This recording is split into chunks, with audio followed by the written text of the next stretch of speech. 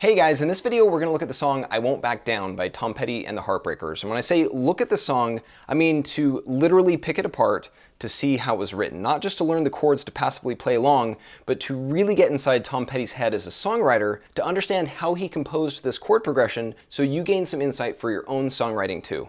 Now, while most videos show you just what chords to play, they tell you, okay, these are the chords to play and just play them, damn it. Don't ask any questions. We're going to actually go a step beyond, actually 2 steps beyond, and understand not only what chords to play, but why we're playing them, to understand the mode and the theory behind those chords, and then further still, to really understand how the chords are strung together into a pleasing chord progression, the theory of harmony and harmonic space, to really dig in.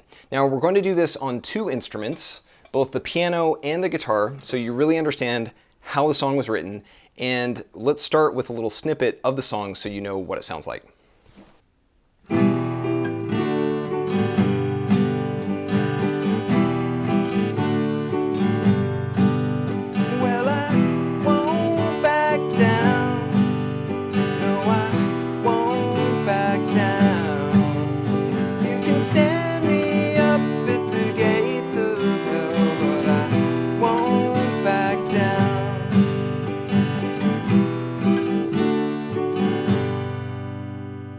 All right, let's pick apart this chord progression and the chorus in this song, starting first with the piano.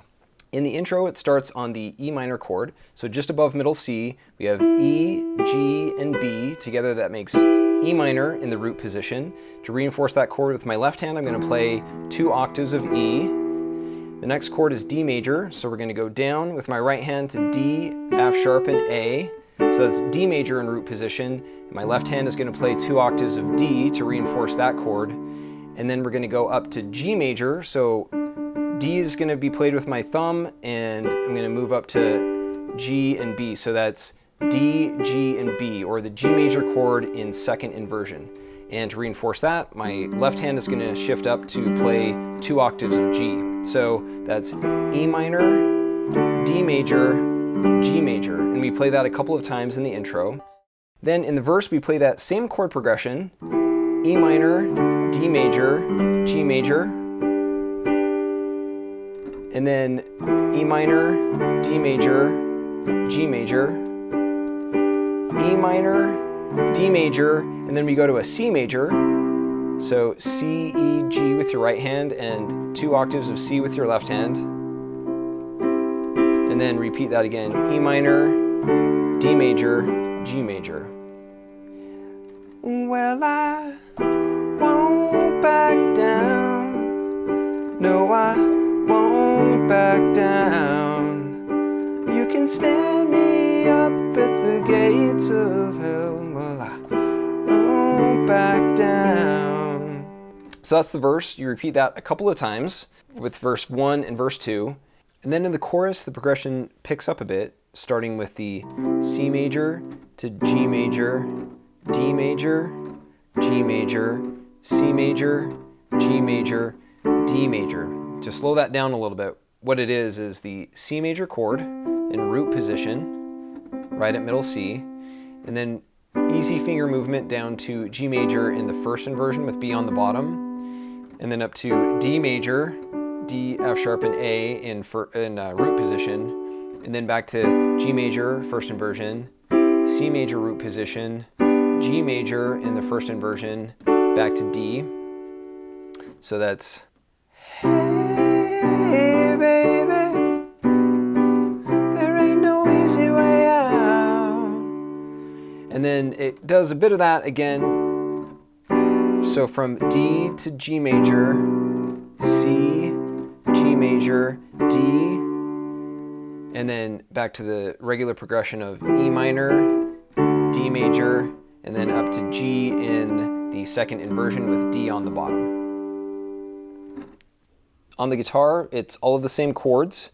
They just look a little different because it's a different instrument, but same notes. So we start with the chord progression of E minor, D major, and G major. So what that is E minor is E, G, and B.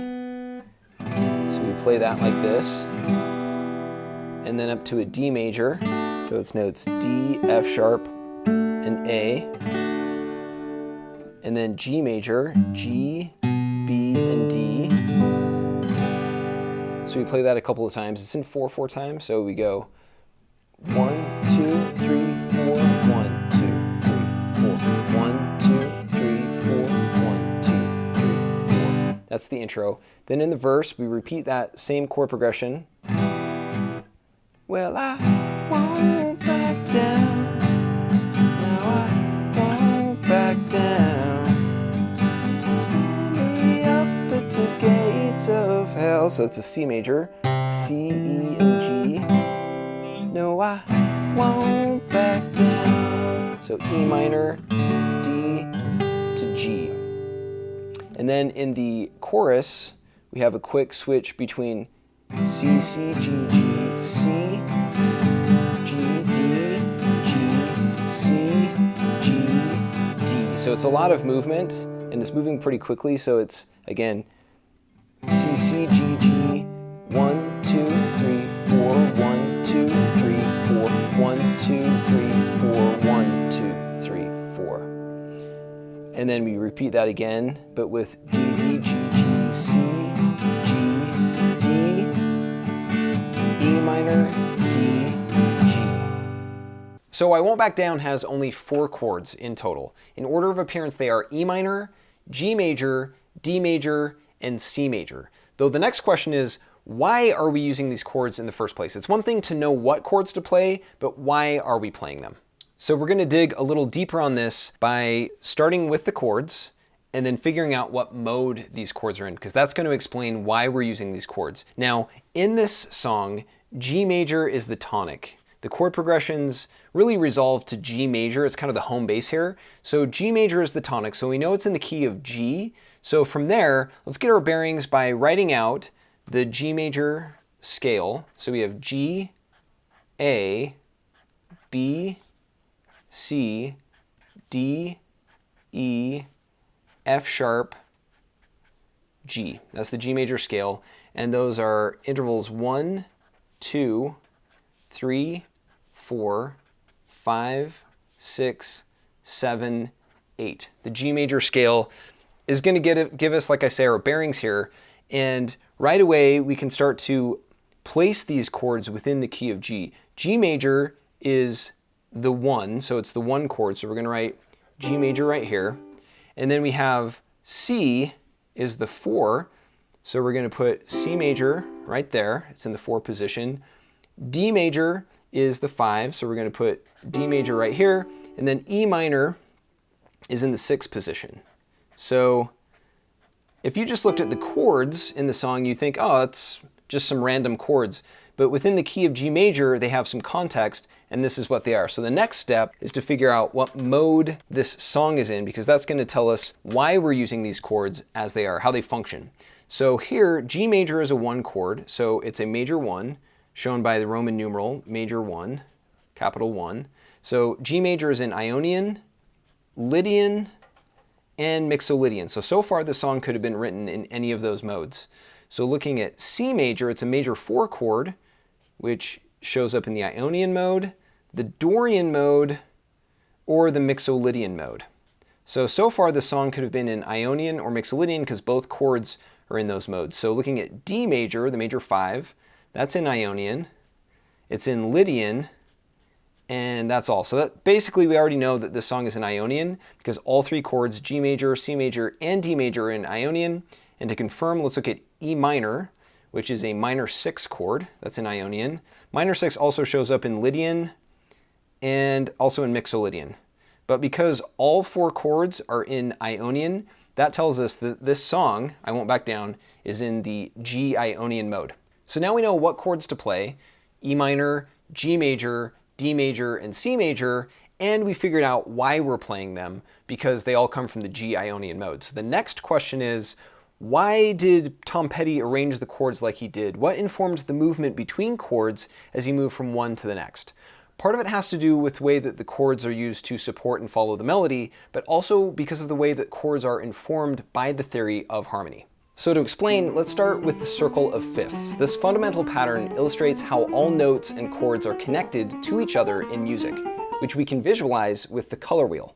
And when we focus on just these 12 notes and then rearrange them into the chromatic scale, which is the pattern of notes as they appear on instruments, unwinding them into a linear format like this, we can pick out the G Ionian mode. And by combining every other note in this pattern using tertian intervals, or intervals of major thirds and minor thirds, 7 chords are formed, which make a string of harmonies that we can wrap into a loop of harmonic space like this, to then better understand how the song was written. Within harmonic space like this is really just the 7 chords of G Ionian, but in a loop. So we have the G major chord, for example. The major one is made up of G, B, and D. That's the G major chord. Then the B minor chord, the minor 3 chord, is B, D, and F sharp. Then the major 5 chord, D major, is D, F sharp, and A, and so on. So all the chords are laid out in a loop. And for simplicity, we can just refer to the root note of each chord as the chord itself. So even though G major is G, B, and D, we can just say G major is represented by this G note and the major 1. And if we wanted to move between, say, chords G, C, and D, we could just say we're moving from this G to C major, over to D major, back to G major. So using this harmonic space to make sense of the chord progressions in the song, we can start with the progression in the intro, which starts at E minor, the minor 6th, goes up to D major, the major 5, and back to G, the major 1. So looping between these chords, it really just establishes G major as the tonic. And then going into the verse section, it's really just that same progression from E minor, D major to G, E minor, D major, and then it goes up to C for that chord diversion up to the major 4, back to G major, and that's what gives some variety in the verse section.